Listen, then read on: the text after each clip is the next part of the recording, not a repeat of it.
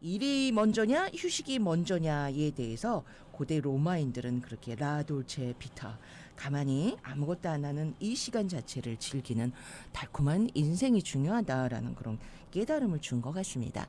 자, 주말에 어떠셨나요? 주말에 아무것도 하지 않은 그런 자유로운 시간, 나만의 달콤한 라 비타 돌체를 좀 느껴보셨는지 모르겠네요. 아, 주말에 축구, 야, 스페인이 세상에 역시 0대 0으로 가다가 그렇게 끝에 이제 한 골을 넣으면서 드디어 월드컵이 막을 내렸습니다. 미 전역에 축구 열풍이 불고 있다고 그래요. 스포츠에 관심 어떤 사람들도 그래 이번에 축구를 보면서 그 매력에 빨려 들어가서 앞으로 정말 축구를 시작하고 싶다라는 성인들의 문의와 또 자녀를 등록시키려는 부모들의 그런 이메일이 평소보다 이 축구 학교팀에 2배 이상 쏟아지고 있다고 합니다. 단순히 경기만 보는 것을 넘어서 전 세계 팬들이 갈등 없이 한데 어우러지는 그런 글로벌 축제 분위기에 많은 사람들이 감동을 느꼈다고 합니다. 이번 월드컵을 계기로 미국 내의 축구의 위상도 완전히 뒤바뀐 셈이네요. 자, 축구에 그냥 골이 들어갔을 때 얼마나 모두가 하나가 되는 그 마음은 정말 대단한 것 같아요. 그런 열정과 감동이 이번 한 주 여러분들에게 가득했으면 좋겠습니다. 굿모닝 차차차 1부 함께 하십니다. 굿모닝 차차차. 믿었던 부동산이 내 노후를 배신했다. 집값은 올랐는데 내 주머니는 왜 항상 빡빡할까? 은퇴를 앞두신 시니어분들의 가장 큰 고민 뭘까요?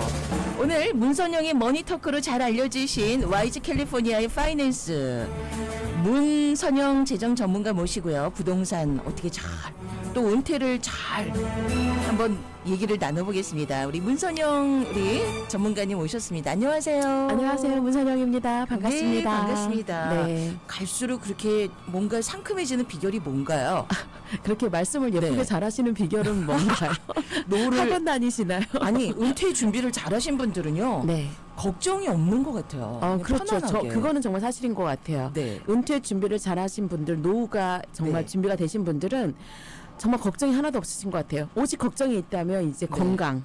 어떻게 제일 내가 중요한 건강하게 오랫동안 네. 아프지 않고 잘 살다가 마무리를 잘 할까 그것만 이제 생각하시는 거지 실제 네. 걱정거리가 전혀 없죠. 그러니까 가장 이 세상에서 가장 큰 걱정 중에 하나는 네. 결국에는 노후. 그쵸. 그러니까 돈과 건강 딱 두 가지인 것 같아요. 자녀분들 걱정도 이제 그만하셔도 돼요. 네. 자녀분들 다 키워 놓으셨으니까 미국 사람들처럼 생각을 해보면 어쩌면 좀 쉽지 않을까 싶은데 네. 미국 분들 아시지 않습니까? 네. 딱 18살 때까지만 부모님들이 책임을 지고 그 네. 이후로는 우리나라에서는 호적을 판다라는 게 그냥 정말 이 세상에서 있을 수 없는 가장 큰 드라마잖아요. 네. 근데 실제로 미국에서는 호적을 파지 않아도 호적을 판 것처럼 이렇게 맞아요. 사는 게 독립시키는. 이제 그들의 컬처인데 어떻게 보면 우리가 그렇게 해야 된다라는 뜻은 아니지만 좀 마음을 내려놓으시고 네. 돈과 건강 딱 이 네. 두 가지만 지키시면 노후는 진짜 걱정이 없는 것 같아요. 네. 그런데 많은 시니어분들이 자녀분들이 또 어려워지면 아버님 하고 무릎 꿇고 막 이러면 재산을 막 다 그렇죠. 그거 하지 마셔야 네, 돼요. 그거 하지 마셔야 되고 그 미국 사람들은 여러분들 아시겠지만 부모 자식 간에도 계약서를 써요. 네. 그리고 또 돈을 차용증이라든지 이런 거를 쓰기도 하고 사실은 그렇게 돈을 빌려주고 해주고 이런 관계가 뭐 네. 돈을 주는 관계가 그렇게 많이 일어나는 일이 아니죠. 일반적으로. 네. 근데 이제 우리 한국 부모님들은 또 마음이 약하시고 그런데 반면에 또 그러시고 나면은 사실 자녀에게 돈을 받는다라든지 그만큼의 네. 나의 노후가 뭐 충분하다면 당연히 줄 수도 있는 건데 네. 이제 그렇게 되지 않으니까 마음 아픈 일들이 남한테 말도 못하고 정말 속 네. 끓이는 일들이 굉장히 많아지게 되죠. 네. 안타깝습니다. 최근 그 칼럼에서 믿었던 부동산이 내 노후를 배신했다라는 네. 하소연이 많다고 하셨어요. 실제로 이 한 시니어분들의 부동산을 가지고 있으면서도 은퇴 후에 경제적으로 어려움을 겪는 네. 그런 가장 큰 원인이 어디에 있나요? 네, 예전에는 믿었던 우리 아들이 뭐 그렇게 했다면 지금 이제 믿었던 부동산이 이렇게 되는 거예요. 네. 왜냐하면 부동산 하시면서 특히나 우리 한국 분들은 은퇴하실 때 내가 살고 있는 집 하나 있고 그리고 렌탈 인컴 받는 집이 하나 있으면 네. 렌트비 받아서 한 달에 한 3,000불씩 렌트비가 들어온다. 얼마나 좋습니까? 네. 이제 그렇게 해가지고 소셜연금과 그리고 이제 먼저 본인의 이제 조그마한 어떤 은퇴 구자 그리고 또 렌탈 인컴이 들어오면 그걸로 충분할 것이다라고 생각을 했는데 네. 이게 첫 번째 이유는요. 네. 나이가 들어가면 들어갈수록 집 관리가 어떨 것 같으세요?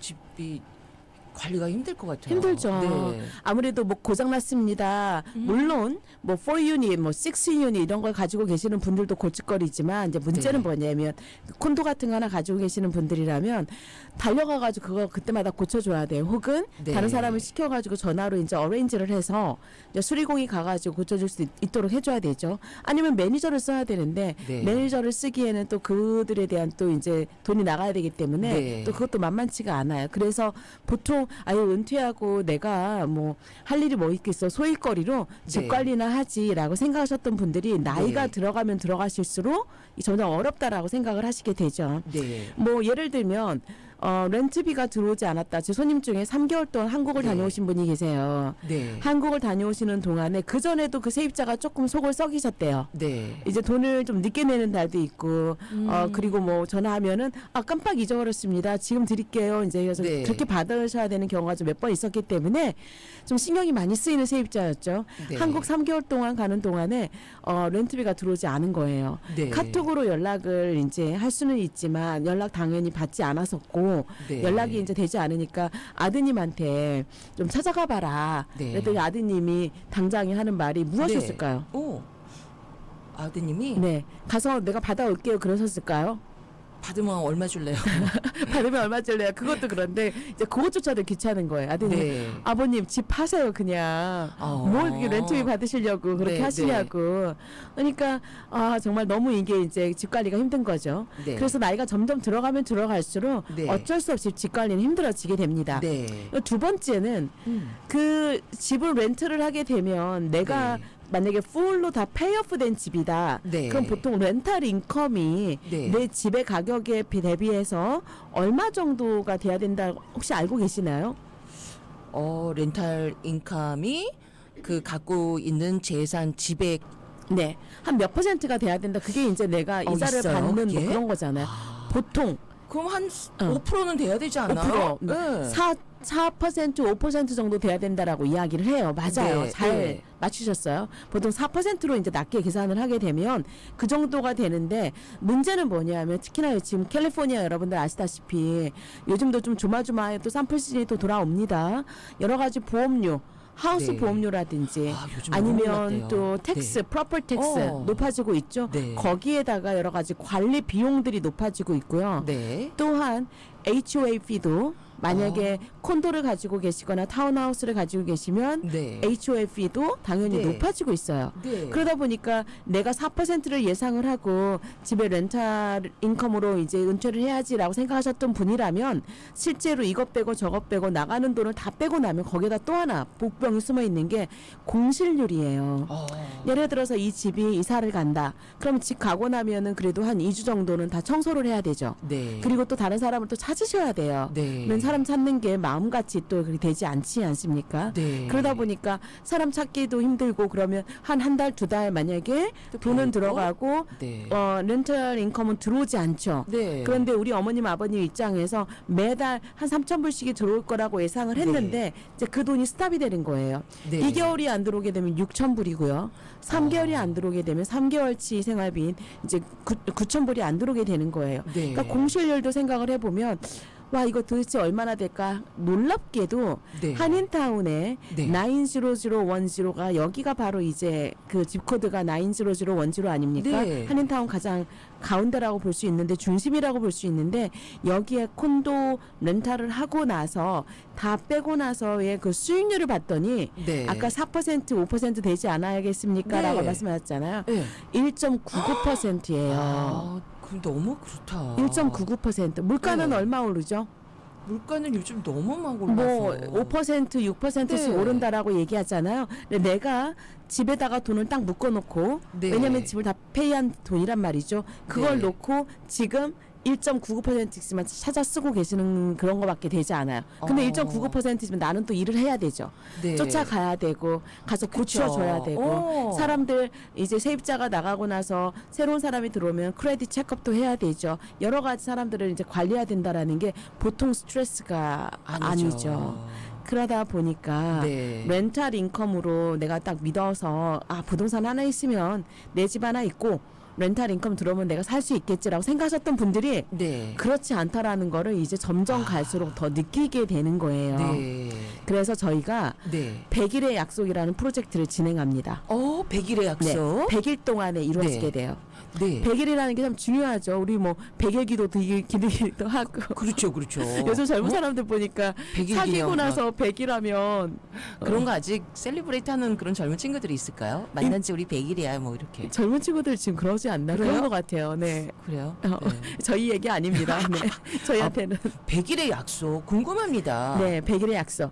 100일의 약속에 부동산 이제 브로커와 저희 재정 전문가가 한 팀을 이루어서 네. 콜드웰 뱅커입니다. 콜드웰 뱅커와 저희가 한 팀을 이루어서 무엇을 하냐면 여러분이 가지고 계시는 그 집 혹시라도 이런 고민을 같이 한다면 네. 이런 고민을 가지고 계신다면 이분들을 본인이 가지고 계시는 집을 저희들이 이제 평가를 해드려요. 네. 그리고 정말 렌탈 인컴을 제대로 나오고 있는지 받고 있는지 네. 평가를 해드려서 네. 이것을 파는 게 좋을지 아니면 가지고 계시는 게 좋을지를 평가를 해드린 다음에 네. 그 만약에 팔게 되면은 그 돈을 가지고 만약에 내가 매년 4%씩 받아요. 네. 받으면서도 렌탈 인컴처럼 받는 겁니다. 네. 집값처럼 내가 내 돈 자산도 계속 불어나게 된다면 네. 그거는 집 관리하지 않고 렌탈 인컴 받는 거하고 똑같은 효과를 거둬드리겠죠. 오히려 네. 그거보다 더 좋은 효과를 거둬드리겠죠. 네. 자, 이런 프로그램으로 저희가 진행을 해요. 이번 주에 그래서 세미나가 네. 있습니다. 네. 먼저 7월 20 네. 오늘이에요. 오늘 월요일 네. 저녁 7시에 LA에서 네. 저희 LA 오피스죠. 그 웨키터 빌딩입니다. 그리고 네. 23일 목요일 저녁 7시에는 세리토스에서 네. 그리고 세리토스 콜드뱅커에서 합니다. 네. 그리고 25일 토요일 오전 11시에는 샌디에고에서 저희가 이 100일의 약속에 관련된 내용들을 네. 여러분께 설명을 드릴 겁니다. 네. 자, 문의번호 616-827-9599 616-827-9599로 하시면 되겠습니다. 네네네. 어떤 분들이 오시느냐 이런 분들이 오셨으면 좋겠어요. 내가 정말로 부동산 때문에 좀 요즘 고민이고 골칫거리고 네. 실제로 내가 생각했던 것만큼 인컴이 보장이 되지 않는다 하시는 분들 네. 그런 분들 혹은 이런 분들 계시거든요. 나 지금 은퇴했는데 지금 68세가 되셨어요. 네. 68세가 되셨는데 돈이 좀 어느 정도 있는데 이 돈 가지고 지금 부동산을 사서 렌트를 줘서 은퇴할까? 아니면 다른 뭐 어뉴이티에다가 플랜을 집어넣고 네. 내가 은퇴를 할까 고민하시는 분들이 계실 거예요. 네, 네. 저희가 정확하게 비교를 해드릴게요. 네. 정확하게 비교를 해드리고 실제로 특히나 콘도를 사시는 분들한테 세입자들뿐만 아니라 그 건물주들, 그러니까 다시 말해서 이 오너들. 그 콘도 오너들이 네. 정말 지불해야 되는 여러 가지 비용들과 그리고 또 그에 따른 독소 조항들이 좀 많이 만들어지고 있거든요. 네. 이러한 이야기들도 구체적으로 따져서 네. 집을 사는 게 좋을지 아니면 어뉴이티에다 집어넣는 게 좋을지에 대해서 네. 아주 속속들이 비교를 해드리도록 하겠습니다. 그런 분들도 오시면 좋겠어요. 네. 와. 정말 안정적인 노후 은퇴 설계를 해야 돼요. 요즘 또 집이 좋으냐 이걸 잘 관리를 못하면 또 어떻게 맡기고 이거를 어느이티에 넣는다던가 이런 상담을 우리 문선영 재정 전문가랑 하시면 좋겠습니다. 바로 오늘은 저녁 7시 LA를 시작해서 또 7월 23일 목요일 이번 주 목요일이죠. 바로 세리토스에서 그리고 토요일 이번 주 토요일은 샌디에고에서 세미나가 있습니다. 예약 문의 번호 626-827-9599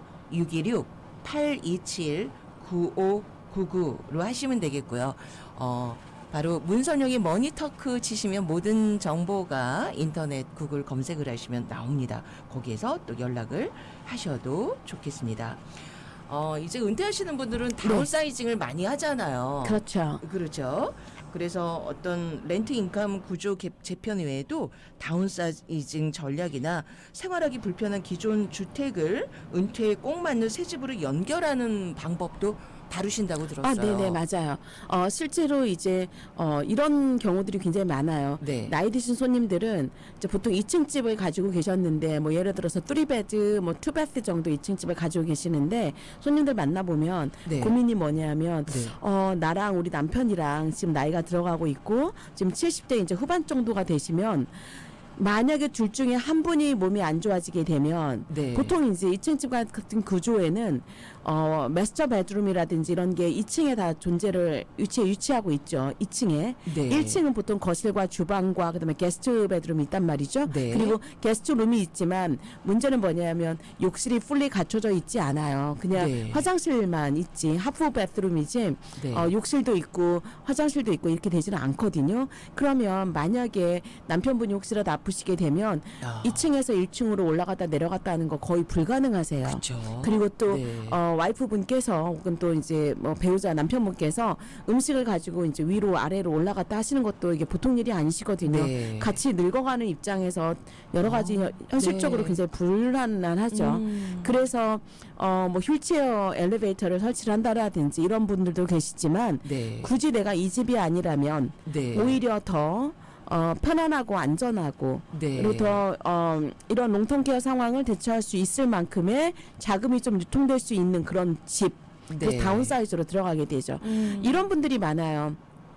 집은 새 채예요. 네. 집은 새 채인데 내가 가지고 있는 이용할 수 있는 돈이 없으신 현금 유동 자산이 없으신 분들이 많아요. 네. 왜냐하면 집을 사느라고 집에다가 다 거기다 돈 다 집어 넣어놨기 때문에. 네. 근데 이제 이런 게 과연 올바른 방법이냐 혹은 이런 방법이 가장 현명하냐 했을 때 사실 그렇다고 보지 못하게 되죠. 왜냐하면 노후에서는 부동산 자산이나 묶여있는 자산보다는 오히려 현금으로 유동할 수 있는 그런 자산들이 더 많이 필요한 경우들이 생겨요. 특히나 네. 롱텀 케어 상황이 들어왔을 때 내가 돈을 쓸 수 있어야 되거든요. 네. 그러니까 이런 거를 생각하신다면 이제 다운사이즈로 가는 게 맞다. 그리고 딱 그런 부분들을 사실 제가 지금 말씀드려서가 아니라 많은 분들이 이미 알고 계세요. 네. 그래서 다운사이즈 하겠습니다. 이제 이렇게 하는데 저희가 아무튼 콜디어 뱅커랑 또 일을 하고 있으니까 네. 여러분들 이런 구체적인 문의들 특히 네. 시니어분들이 이런 질문이 많으실 거라고 예상을 하는데요. 네. 언제든지 오셔서 네. 언제든지 문의해 주시기 바랍니다. 네, 이번 세미나에서 소개되는 핵심 솔루션 중에 네. 매년 4% 수준의 안정적인 렌탈 인컴을 집 관리 스트레스 없이 마음 편하게 받는 방법, 맞아요. 그리고 집 에퀴티를 이자 받는 은퇴 인컴으로 전환하는 구조, 이게 굉장히 눈에 띕니다. 네, 맞습니다. 네, 청취자분들을 위해서 살짝 힌트를 주신다면 어떤 이게 원리? 네, 맞아요. 일단은 집에 페이오프가 된 집이다. 그럼 이제 100만 불짜리 집이다. 그럼 100만 불이 페이오프가 다 된 거예요. 네, 그런데 100만 불을 넣어놓은 집하고 내가 다운페이 해가지고 조금 집이 한 40만 불 에퀴티가 쌓여 있어요. 네, 이 집하고 똑같은 집이라면 집값이 오르는 건 다 똑같이 오르겠죠. 네, 집값은 내가 에퀴티를 얼마나 쌓았느냐에 따라서 집값이 오르는 게 아니에요. 네. 그러면 어떻게 보면 그렇죠. 페이오프된 100만 불이란 집은 100만 네. 불이란 돈이 그 집에 들어가 있는데 네. 매일매일 이제 놀고 먹고 잠자고 편안하게 두 다리 뻗고 그 집은 그 돈은 일하지 않는 돈이에요. 네, 반면에 네, 내가 40만 불만 집을 쌓아놓고 페이를 하더라도 네. 내가 현재 바깥에 돈이 들어 있어서 오히려 더 높은 이자로 이자를 받을 수 있다면 네. 집값은 집값대로 오르고 그리고 또 이 돈은 돈대로 굴러가서 네. 집을 매달 먼틀리 몰기지를 하더라도 더 높은 수익을 거둘 수가 있다라는 거죠. 시니어분들께서 가장 두려워하시는 것 중에 하나가 어떤 거냐면요. 네. 요거는 정말 깨트렸으면 좋겠어요. 뭐요? 나는 페이를 다 줄일 거야. 나는 없앨 거야. 이제 이런 페이오프, 생각은 나 모든 거 다 페이오프 할 거야. 이렇게 네. 말씀하세요. 네. 어떤 말씀인지 이해가 되고 또 그렇게 하시는 배경도 있을 거라고 저는 이해를 해요. 네. 왜냐면 귀찮잖아요. 그리고 네. 또 계속 페이오프 한다라는 게 뭐 죽을 때까지 이거 내야 돼. 얼마나 귀찮아요. 네, 그죠? 네. 다 끝내버렸으면 좋겠다라는 거죠. 그런데 잘 한번 생각해 보시면 네. 실제로 내가 계속 페이를 하더라도 그 페이할 돈을 가지고 더 높은 이자를 받아서 내가 만약에 7% 이자를 받는데 8% 이자 받는데 네. 4%만 페이하고 4%는 내가 받을 수 가지고. 있다면 오. 그런데 집값은 그대로 오르거든요. 그죠. 너무 좋은 거잖아요. 네. 그러니까 조금 생각을 해보시면 네. 페이오프 하시는 거 그렇게 나쁜 게 아니거든요. 오히려 네. 이자를 생각을 해보시면 네. 오히려 내 집을 가지고 계시면서도 내가 더 많은 이익을 거둘 수 있는 방법들이 바로 이런 방법이거든요. 네. 그러니까 이제 구체적으로 이거 그림으로 보여드려야 돼요. 네. 왜냐하면 이렇게 말로 그냥 라디오만 들으시면 뭔가 좋은 것 같기는 한데 네. 이게 무슨 뜻인지 잘 모르겠다 이제 그러시거든요. 네. 그러니까 세미나에 오시면 저희가 네. 그림으로 쫙 펼쳐서 보여드려요. 아. 그림으로. 네. 그러면 이제 넘버도 보여드리고 네. 이렇게 해서 이 돈이 이렇게 들어가고 저렇게 들어가서 나는 네. 집도 가질 수 있고 혹은 나는 이만큼의 이자를 얻을 수가 있고 와 이거 괜찮겠네라는 네. 생각을 할 수 있도록 네. 정확하고 확실하게 보여드리겠습니다. 아, 좋습니다. 네. 진짜 공부를 해야 돼. 네. 머니턱스 그러잖아요. 네. 돈이 말하는 거예요. 네. 문선영이 터크를 하시면서 네. 상담을 하셔야 돼요. 공부도 해야 되고 그렇습니다.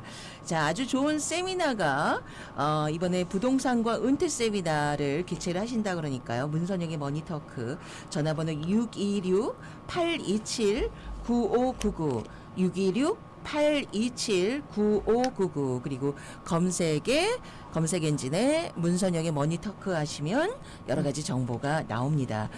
많은 그 유튜브에서도 방송하시고 네네. 또 라디오 서울에서도 네네. 지금 주말에 방송하고 계시죠? 네네네. 네. 오후 4시. 4시. 네. 4시 문선영의 머니터크 들으시면 똑소리 나는 걸 느끼실 겁니다.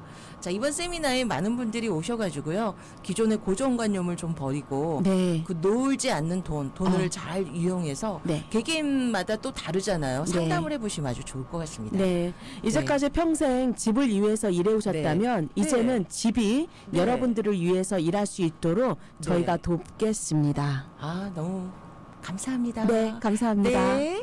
오늘 저녁 세미나에서 만나겠습니다. 네.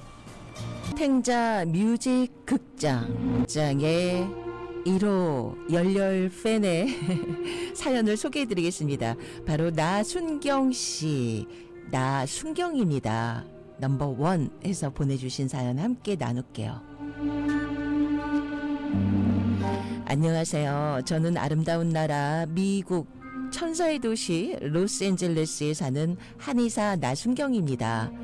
저의 본업은 한의사, 저의 취미는 여행. 그 중에서도 전 세계의 오지를 찾아다니며 의료 선교를 하는 것을 가장 좋아합니다. 1992년 LA 폭동 때 453명의 폭동 피해자들을 무료 치료한 것을 시작으로 가난하고 소외된 곳이면 땅끝 어디든지 세계의 오지를 찾아다니며 의료 선교를 하고 있습니다.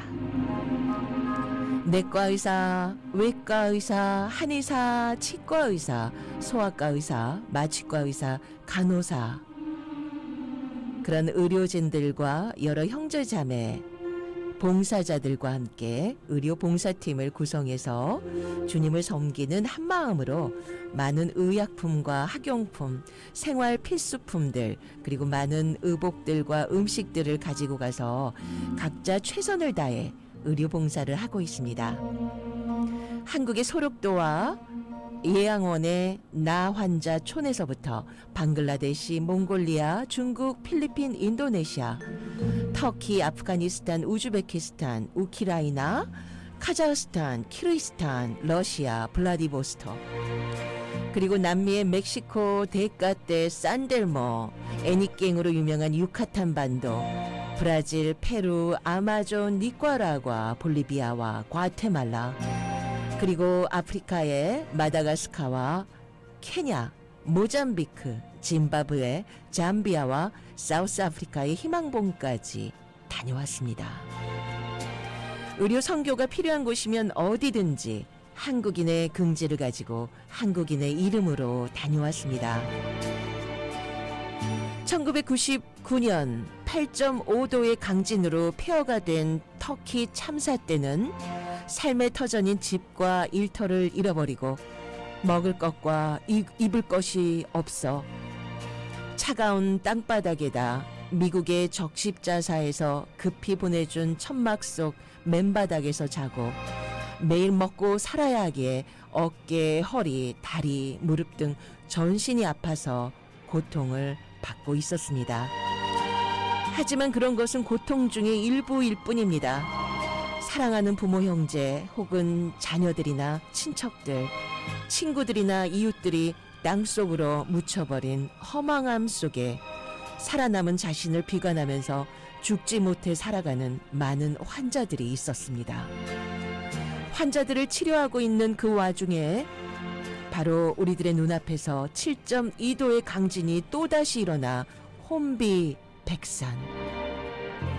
8층 아파트의 지붕만 남기고 모두 땅속으로 들어간 것을 목격하면서 자연의 광포함에 전율하고 있는데, 자라보고 놀란 가슴 소뚜껑 보고 놀란다는 우리나라 속담처럼 두 번째 강진으로 놀라 쓰러진 환자들이 실려오고 불안에 휩쓸린 환자들까지 치료하면서 자연의 섭리에 어쩔 수 없는 인간의 나약함을 느꼈습니다.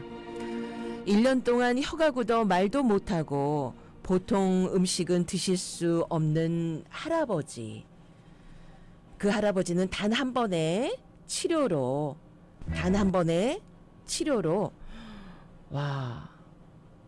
침 치료로 굳었던 혀가 말랑말랑해지면서 감사하다는 말씀도 하시고 물과 음식도 약간씩 드실 수 있는 그런 기적이 나타나기도 했습니다.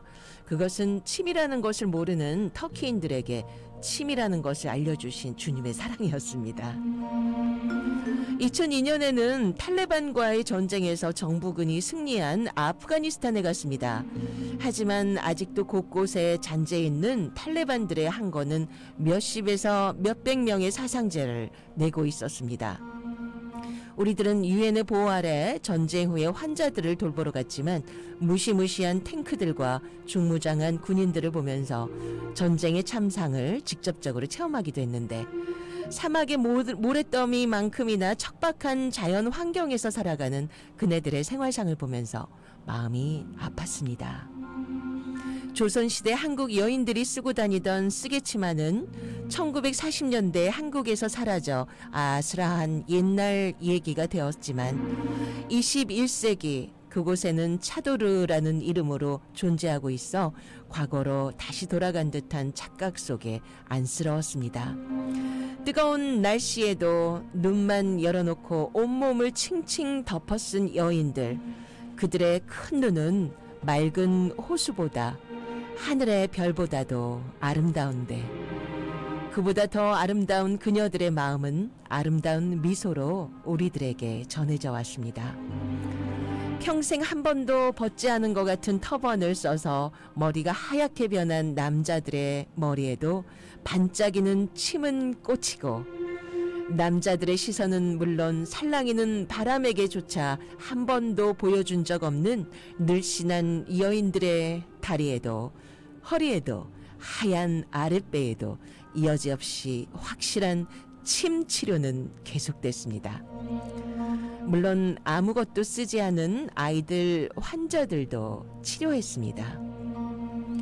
2004년 크리스마스로 들떠있는 세상을 깜짝 놀라게 한 지진 해일. 쓰나미로 인한 참사는 50만 명 이상의 집과 생활터전을 빼앗아 버리고 10만 명 이상의 목숨을 앗아가 버렸습니다. 스리랑카에는 10만 명 이상의 사상자가 발생했는데 급한 대로 대강 시신들을 땅에 묻기는 했지만 아직도 시신들이 곳곳에 널려 있어서 길을 가다가 발에 무언가 물컹하고 밟히면 그것이 시신이라고 합니다. 더운 기후로 인해 시신들이 심하게 부패해 썩은 냄새가 진동을 하고 길은 다 무너져서 수도 콜롬보에서 사고 지역인 골까지 가려면 평소에 3시간 정도 걸렸던 것을 이제는 7시간이 넘게 걸린다고 합니다. 인터넷에 의하면 스리랑카에서는 정부의 항거하는 반군들이 난동을 부린다고도 하고, 우리들이 가야 할 골이라는 곳에는 콜레라가 발병했다고도 합니다. 2005년 1월 바로 그런 정보를 가지고 우리 의료진은 그곳 스리랑카에 갔습니다. 순식간에 눈 깜짝할 순간만큼 짧은 시간 안에 그렇게 많은 인명을 앗아갔다는 것이 믿기지 않은데 현장에 가보니 그것은 사실이었습니다. 어떤 이들은 부모를 잃고 자녀를 잃고 친구나 친척, 이웃 다 잃어버리고 또 살던 집마저 없어지고 먹을 것, 입을 것, 잘 곳조차 없는 그곳에서의 우리들의 의료 선고는 바로 공황증에 시달리는 생존자들을 위한 현장이었습니다. 1년 이상 중풍으로 움직이지 못하던 환자가 단 한 번의 침치료로 일어나서 걸어나가는 기적은 그렇게 힘든 스리랑카 사람들에게 보여주신 주님의 특별한 은총이었습니다. 스리랑카 사람들과 함께 우리 모두는 한마음으로 감사 기도를 했습니다. 네 시작은 미약하나 나중은 창대하리라는 그 말씀을 믿고 우크라이나를 위해 기도합니다. 우리의 작은 힘이 모여서 큰 힘이 되기를 바라면서 우리 사람이 계획하지만 이루시는 분은 그분이시라는 걸 잘 알고 기도하면서 주님께 쓰임받기를 언제나 기다리고 있습니다. Will you be there? 마이클 잭슨의 Will you be there? 오늘 끝곡으로 1부 끝곡으로 전해드리면서요. 오늘 나순경님의 의료 선교 얘기를 함께 했습니다. 수많은 시간 침을 들고 전 세계를 돌면서 정말 절망 속에 아픔 속에 있는 이웃들을 위로해 주시고 치료해 주고 굿모닝 차차차 이어집니다. 2부에서 곧 만나요. 굿모닝 차차차 2부 출발합니다.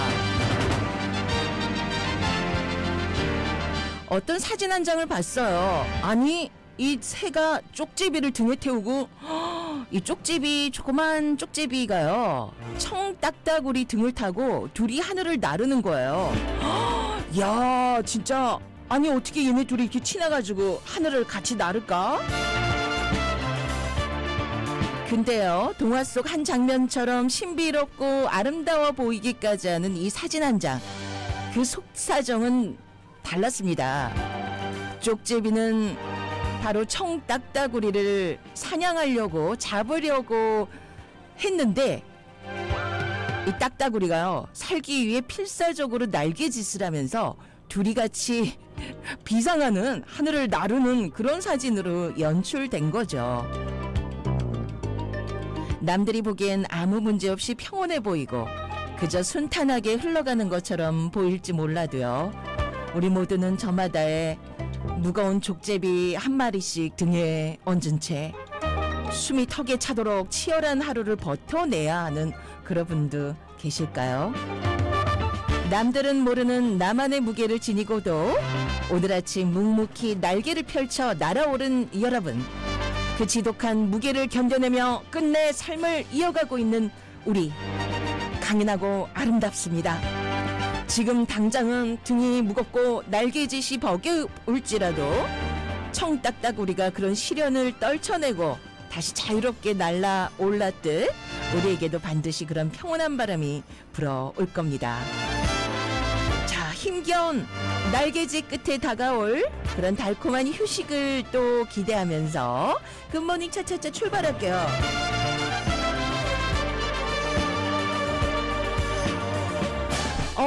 세상에나 요즘 제가 위암 2기 받고 항암 3차 맞췄어요. 머리가 다 빠지고 세상에 식사가 안 되시나 봐요. 어저께부터 그래도 다행히 식사를 또 하셨다고 합니다. 그래서 힘이 나서 열심히 잘 먹고 지냅니다 하시면서 코스코에 가서 인쇼 음료 이게 좋은 건가 보죠? 요거 사서 먹고 또 교회에 동료분들이 수박과 복숭아, 토마토를 주셔가지고 잘 먹고 있습니다. 기운이 나서 오늘 이렇게 함께합니다 하시면서 이 음악을 청해 주셨어요. 우리의 그 끝은 어딜까요? 끝까지 우리 건강 잃지 말고 또 긍정적인 마음 그 마음이 있어야 또 건강을 다시 찾을 수 있다고 하잖아요. 그 제일 중요한 게 마음이라 그럽니다. 자, 우리 티키알님이 청해주신 노래 들으면서 The End, 얼그랜트의 노래 함께합니다. 그런데 지구촌 곳곳이 좀 걱정이 되는 그런 것도 있죠. 지구의 피부 뭔지 생각해 보셨나요? 지구의 피부. 울창한 숲도 아니고 넓은 바다도 있지만 바로 우리 발밑에 밟히는 드넓은 초지 풀밭이 바로 지구의 피부라고 과학자들은 얘기합니다.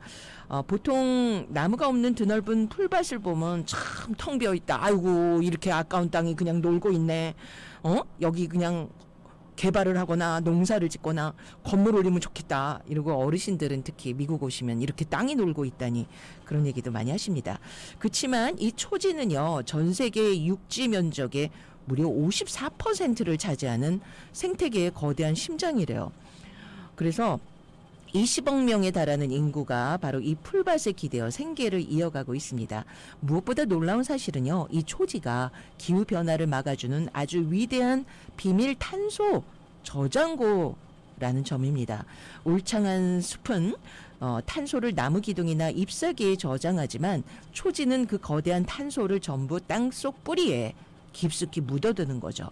눈에 보이지 않는 땅 아래에 전 세계 토양 유기탄소의 20%가 숨겨져 있다고 합니다. 근데 이 고마운 풀밭들이 소리 없이 죽어가고 있대요. 유엔 식량 농업기구 발표에 따르면 전 세계 초지의 절반 가까이가 이미 황폐해졌거나 심각한 위기에 처해 있다고 해요. 기후변화로 인한 가뭄도 문제지만 인간의 잘못된 간섭이 화를 키웠습니다. 초지의 특성을 잘 모르는 일부 지역에서는 환경을 살리겠다며 풀만 자라야 하는 땅에 무작위로 나무를 심어서 생태계를 망가뜨리기도 했고요. 무분별한 개발과 규제로 땅을 훼손하기도 했습니다. 그래서 이 거대한 초지를 살리기 위해서 최근 국제사회도 바쁘게 움직이고 있다고 합니다. 그래서 미국의 전체 국토 면적이 4분의 1을 훌쩍 넘는 엄청난 크기 6억 5,900만 에이커가 바로 중국에 있는 초지라고 합니다. 이 넓은 땅을 살리기 위해서 가축 방목을 일정 기간 금지하는 휴목기를 도입하기도 하고 생태 보상금을 지급하는 등 끊임없는 노력을 기울이고 있다고 합니다. 근데 이 초지를 살릴 수 있는 게 뭔지 아세요? 가장 강력한 열쇠는 바로 오랜 세월 그 땅에 리듬을 맞춰서 가축을 이동시키면서 땅이 쉴 시간을 주었던 유목민들의 지혜에 있다고 합니다. 자연을 통제하려 들지 않고 자연의 흐름에 몸을 맡겨온 이들이야말로 진정한 초지의 파수꾼이라는 뉴스가 오늘 있어서 그렇구나. 유목민 세상에 정처 없이 떠드는 그 삶에는 바로 풀 한 포기 흙 한 줌의 소중함을 다시 일깨워주는 그런 지혜가 숨어 있었네요. 그래도 요즘 뭐 우리가 탄소 이런 거 많이 걱정을 하잖아요. 근데 우리가 매일 타는 자동차에서 매연 대신 맑은 산소가 뿜어져 나오면 어떨까요? 바로 펜실베니아 주에 사는 18살 동갑내기 학생이 그 주인공입니다. 자동차 배기구에 간단히 부착할 수 있는 소형 매연 여과 장치 고 그린 필터를 개발했다고 하네요. 이 필터의 핵심 비밀은 바로 미세 조류, 쉽게 말해서 물속에 사는 아주 작은 이끼입니다. 매연이 배기구를 통과할 때 이 살아있는 미세 조류가 이산화탄소와 오염물질을 싹 흡수하고 그 대신 깨끗한 산소를 배출하는 그런 원리라고 그래요. MIT 교수의 연구에서 영감을 얻어서 꼬박 1년에 걸친 연구 끝에 이런 걸 완성을 했다고 합니다. 놀라운 건 가격이에요. $50. 그리고 그 성능이요. 실제 테스트 결과 차량 배출가스를 무려 74%나 줄이는 놀라운 성능을 증명했다고 합니다. 이 소년들은 만약 전 세계 모든 차량에 이 필터가 설치된다면 지구 전체 탄소 배출량의 16% 이상 줄일 것이다. 이렇게 기대하고 있네요. 물론 뭐 실제 상용화까지 가려면 갈 길이 멀죠. 뜨거운 배기가스 열기를 미생물이 어떻게 버텨낼지 또 엔진에 무리를 주지 않을지 이런 기술적인 보완도 필요하겠죠. 하지만 기후 위기라는 거대한 벽 앞에서도 우리가 할 수 있는 걸 해보자라는 그런 청소년들의 도전이 참 기특합니다. 세상을 바꾸는 건 거창한 구호가 아니라 실천하는 작은 아이디어라는 거를 다시 한번 느끼면서 갑자기 이 노래도 듣고 싶네요. 그린필드로 한번 가보죠. 브라더스 4의 그린필드. 여러분, 만약 우리 세대의 가장 소중한 기억을 먼 미래로 보낼 수 있다면 여러분은 어떤 걸 타임캡슐에 담고 싶으신가요? 아주 특별한 타임캡슐을 북극으로 보낸 사람들이 있습니다. 바로 미국의 원주민 부족 체로키 네이션의 얘긴데요.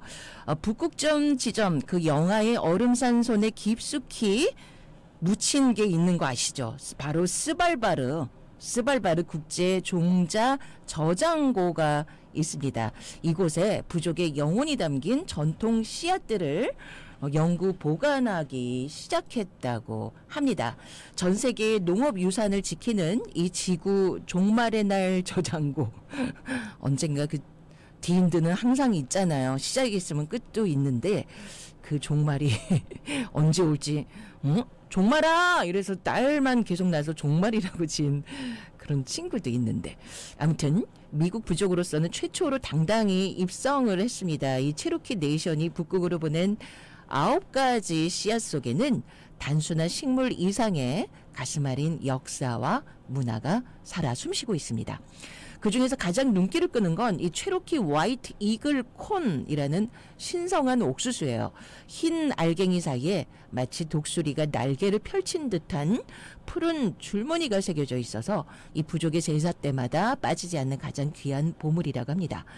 그리고 뭉클한 거는 바로 체로키 눈물의 길콩이라는 거예요. 빈 콩을 넣는데 1930년대에 미 정부에 밀려서 정들었던 고향을 떠나 수많은 사상자를 낸 그 비극의 이주 경로 눈물의 길을 걸을 때 체로키 선조들이 주머니 속에 눈물을 품고 끝까지 지켜냈던 게 바로 그 검은 콩입니다. 눈물의 길 콩. 이 콩도요. 그렇게 정말 영하 400피트 그 깊이에 단단한 북극 안반 속에서 가장 안전하게 보호를 받게 되는 모진 고난 속에서도 잘 지켜낸 씨앗이 이번에 갔다고 합니다. 이 북극의 저장고는요, 철저하게 개인 안전 금고처럼 운영된다고 해요. 소유권은 100% 체로키 부족에게 있고 오직 그들만이 이 씨앗을 다시 꺼낼 수 있다고 합니다. 훗날 지구에 어떤 재앙이 오더라도 수백 년 뒤 미래의 후손들에게 자신들의 뿌리를 온전히 물려주겠다는 그런 강인한 약속. 씨앗은 비록 작지만요, 여러분 그 씨앗, 와 진짜 아니 벌써 이렇게 쑥쑥 자라는 게 씨앗이에요. 저희 고양이 점돌이를 위해서 그 보리 씨앗, 밀 씨앗을 이렇게 심어 놓거든요. 그러면 어느 날 갑자기 솜털처럼 나오더니 하루에 뭐 1인치는 막 넘게 쑥쑥 자라가지고 나중에는 야, 요 작은 아무것도 없는 것 같은 씨앗이지만 엄청난 비밀, 엄청난 놀라운 매직 이 숨어 있구나. 참 신비롭습니다. 씨앗은 비록 작지만 그 안에 담긴 우리의 역사와 생존을 향한 집념은 그 어떤 빙하보다 단단해 보입니다. 우리는 훗날에 우리 후손들을 위해서 뭘 남겨줄까? 이 저장고에다가 뭐를 넣어야 되는지 한번 생각을 해보면 좋을 것 같아요. 자, 그래서 한번 준비했습니다. 바로 체로키 하면 이 체로키 네이션의 이 곡이 굉장히 유명하죠. 인디안 레저베이션 가보셨습니까? 저도 몇 번 그런 기회가 있었어요. 예전에 미국 오자마자 크로스 컨트리 한다고 막 이렇게 지도 보면서, 그때 그 GPS도 없잖아요. 보면서 막 이렇게 그 그랜 캐년 뒷길을 어떻게 가는데 거기서 짜파게티를 끓여 먹고 있는데 그 바로 인디안 부족 어떤 분이 헬리콥터 그 일을 하시고 집에 가는데 차가 고장이 나서 쓴 거예요. 그래서 저희가 그 라이드를 주면서 그러느라고 한번 그 부족 마을에 들어간 적이 있었고요. 그리고 또 한 번은 가장 최근은 저기네요. 하바수 폭포 그 안에 가보셨습니까? 저는 너무 운 좋게도 코비드 끝나고 나서 그 인디언 분들이 굉장히 면역력이 일반 사람들하고 다르대요. 그래서 굉장히 엄격하게 코비드 때 다 그냥 클로스를 해서 하바수 폭포를 가려면 그게 막 1월 1일 날 땡 하면 막 추첨을 해가지고 이렇게 신청을 해야 되거든요. 제가 갔을 때는 하루에 100불이었어요. 내는 피가 주말에는 150불 이렇게 내야 됩니다. 그래서 운 좋게 너무너무 아름다운 그 하바스 폭포, 거기에 바로 인디안 레저베이션 그분들이 운영하는 거거든요.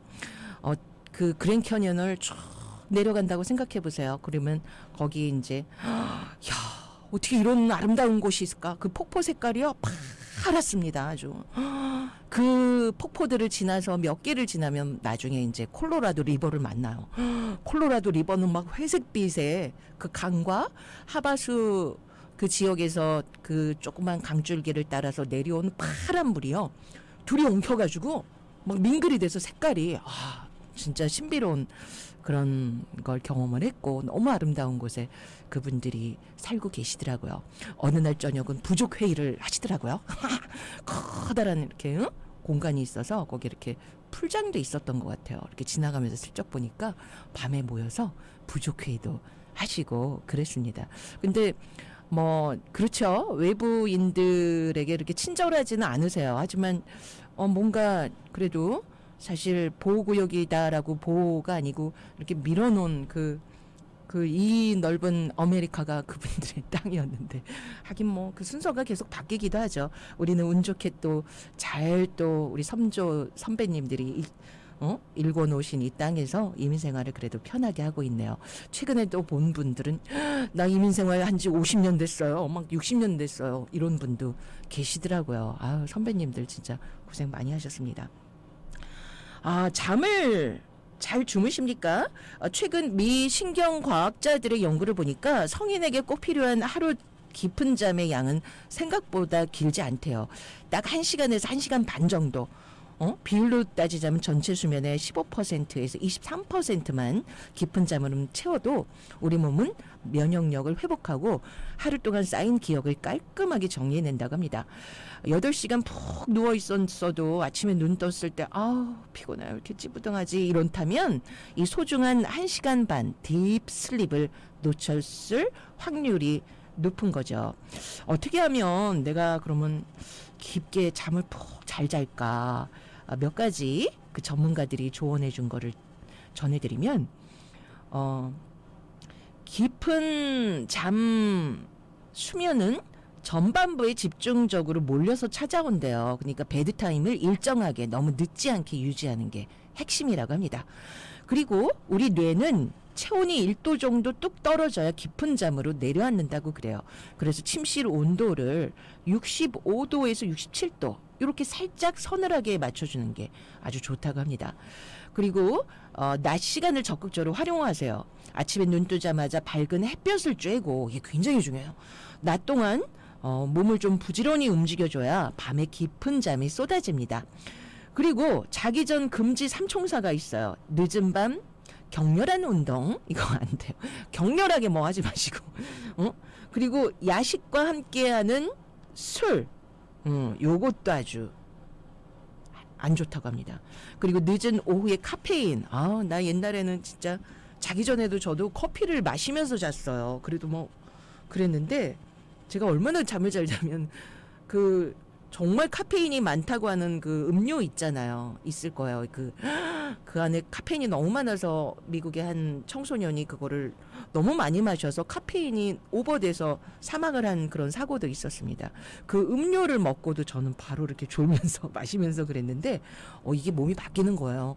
오후에 카페인 커피를 마시면 이상하게 그날 밤은 뭔가 잠이 뚝 떨어지지가 않는 그런 걸 느꼈어요. 그래서 밤에는 격렬한 운동, 야식과 함께하는 술, 그리고 카페인을 좀 멀리 하시면서 그렇게 깊은 잠으로 뚝 잠을 자려고 나면요. 너무 개운하다. 이런 필링은 언제 느껴보셨어요? 오늘 밤에 한번 느껴보세요. 오늘 햇빛도 좀 쬐시고 운동도 좀 몸 좀 부지런히 하시면서 그런 개운한 깊은 잠을 오늘 밤에 한번 빠져보죠. 여러분 한국에 가시면 어딜 가고 싶으세요? 저는 최근 제가 인문학 강의를 조금 듣고 있습니다. 그래서 그리스도 가보고 싶고 피라미드 이집트도 가보고 싶고 그리고 한국에 가면요 담양 대나무 바람 소리가 소쉐 이렇게 난대요. 그래서 소쉐원이라는 곳이 담양에 있다고 하더군요. 거기도 가고 싶고, 안동의 만휴정이라는 곳이 있다고 그래요. 또 영양의 서석지, 그리고 담양의 환벽당이라는 곳도 있고, 식영정 뭐 이래서 옛날 우리 선조들이 항문을 닦았던 항문을 닦았던 그런 곳입니다. 도를 깨닫고 이게 도로만 있지 않고 행동을 취하고 또 이걸 문장으로 또 전하고 나누고 이런 우리 선조들의 그런 지혜와 그 멋과 이런 것들이 뒤늦게 이렇게 감동으로 오더라고요. 그래서 한국에 가면 꼭 담양도 가고 안동도 가고 영양도 가고 많이 좀 가고 싶다라는 거에 제가 그 강의를 들으면서 다음에 한국 가면 가야지 하고 이렇게 써놓은 그런 게 있습니다. 그 가운데 굉장히 재미난 얘기를 들었어요. 우리가 그 지역별로 특성이 있잖아요. 근데 그 바로 조선 중기 때 우리 역사를 찬란하게 빛낸 3명의 대석학이 계십니다. 근데 이분들이 모두 1501년생 닭띠 동갑내기들이에요. 와. 그래서 이분의 초상화 위에 각각 도, 문, 행이라는 글자가 적혀 있는데 똑같은 시대에 태어났지만 각자 추구했던 삶의 길과 철학이 그 한 글자에 고스란히 담겨 있습니다. 먼저 첫 번째 분이 바로 퇴계 이황 선생님. 이분은 도입니다. 평생을 우주의 이치와 인간의 도리를 탐구하신 성리학의 깊은 사상적 기틀을 닦으셨던 분이죠. 그래서 경상북도가 바로 그 도의 그 길을 닦고 이렇게 어떤 그 이치, 도리를 탐구하는 그런 학문의 길을 가시는 그런 분들이 많으셨다고 그래요. 경상북도가. 그리고 바로 호남으로 들어가면 호남을 대표하는 학자이자 문장가였던 그 이황 선생님의 사촌 김윤재 선생님입니다. 이분도 1501년 태어나셨어요. 이분은 바로 그럴 문자가 탁 쓰여 있더군요. 평생을 학문 연구와 후학 양성에 힘쓰면서 수많은 문학적인 성취를 남기셨고 바로 그 우리가 잘 아는 송순 선생님 또 정철 이런 쟁쟁한 인물들을 키워내신 문화와 교육의 중심이셨어요.